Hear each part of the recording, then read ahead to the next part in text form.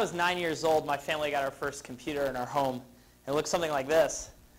And I remember going to school as a third grader and taking small computer classes and learning things like how to open Word documents and, more importantly, how to play Oregon Trail.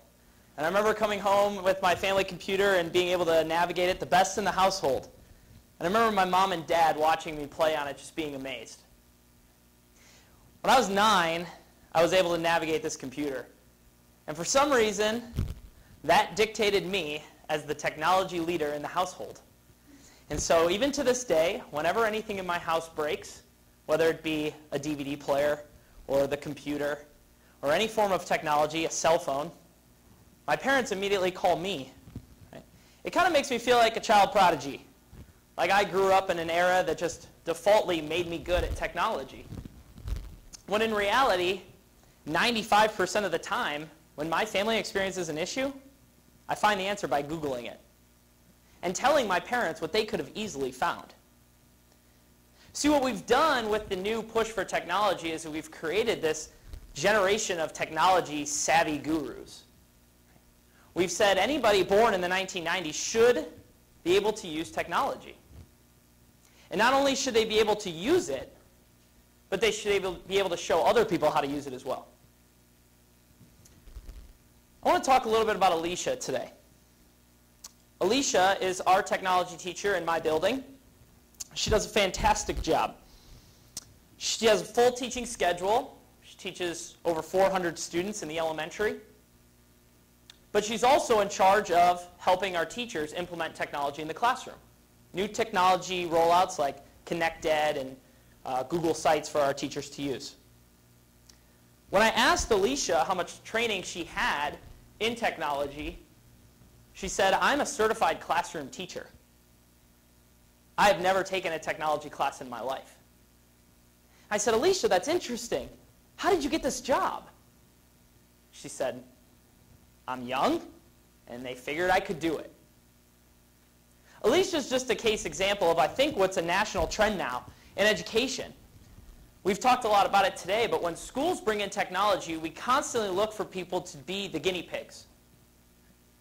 Try this out, see how this goes. And almost by default, we look to the younger generation in our buildings. We just assume that our new teachers are more connected and more in touch with technology, when in reality, that might not be the case.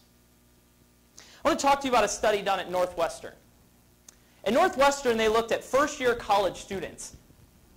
These are 18-year-old students who have grown up in the technological age. This is the wheelhouse of people in our world right now that people just assume are really, really strong with technology. So what this study found was that not only is a generation of first-year college students on very different levels in terms of their ability. You have some 18-year-old students who are very strong with educational technology. You have others who are not. And a lot of that has to do with their upbringing. Those who grow up in a high SES family who have access to technology are much better at using it. That's not surprising. But what is surprising from the study is that 18-year-olds, new college freshmen, are very good at using technology for specific purposes. And those purposes are rudimentary. 18-year-old students are great at posting a tweet. 18-year-old students are great at Googling facts. 18-year-old students are great at following the Kardashians. What 18-year-old students are not great at are in-depth, higher-level thinking uses of technology. They simply don't know how to navigate it. So here's this generation that should be in the wheelhouse in terms of how strong they are at technology. And in reality, what this study found was that they're really only good at the basics. What my grandmother can now do on Facebook. So when we think about the big picture of this confusion with technology, let's move that into schools. And what does this look like for our schools?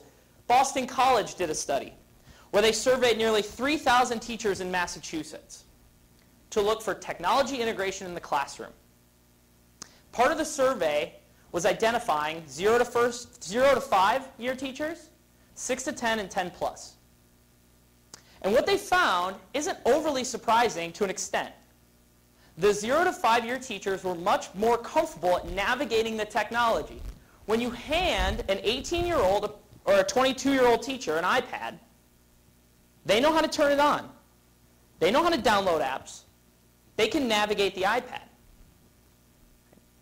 But what's interesting about the study is that when they asked teachers, how do you feel about integrating the technology? The 0 to 5-year teachers had the strongest arguments for not using technology in the classroom. It's the new teachers coming out that say, technology has no place. I'm not using it. Surprising, when we think as an administrators that we should be looking to our new teachers, when in reality these new teachers are the ones that don't want to use this technology or don't feel comfortable using it in their classrooms. Why is that? Well, we can think about the fact that as a new teacher, there's a lot that's new for us. Even as a young administrator, I feel guilty of it sometimes, forgetting about my experiences as a new teacher in my building and what that was like. I just assume that a new teacher coming out of college should feel comfortable about a new technology initiative, when in reality they're concerned about classroom management.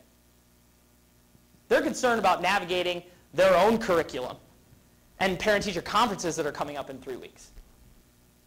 They're not interested in rolling out a brand new technology initiative. They might not feel that it aids learning. It makes my students, these are findings from the study, quotes from the study, it makes my students worse writers. They're worse researchers. They're not as attentive in class. These are quotes from 0 to 5-year teachers on technology use in their classroom. Why is that? Well, maybe their experiences with technology weren't as strong.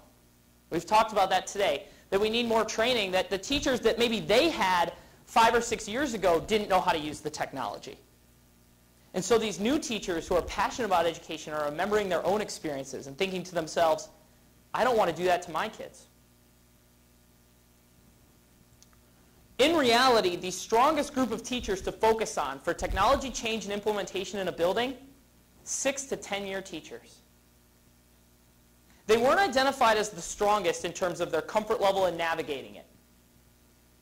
But they had the strongest responses to, I'm willing to learn, and it will have a positive impact on student learning. Isn't that really all we're asking for our teachers in terms of technology integration? Be willing to try it. Right? We as a society need to get away from this idea that all millennials, all of the Y generation is not only strong at technology, but believe in it. It's simply not the case anymore. We as school administrators need to be able to identify strong teaching candidates with teaching experience who understand their students, understand their student curriculum needs, and are able to use the technology the way it is intended in schools. The only way we're going to be able to do that is if we have conversations with our staff and we implement strong training techniques for our teachers. Thank you.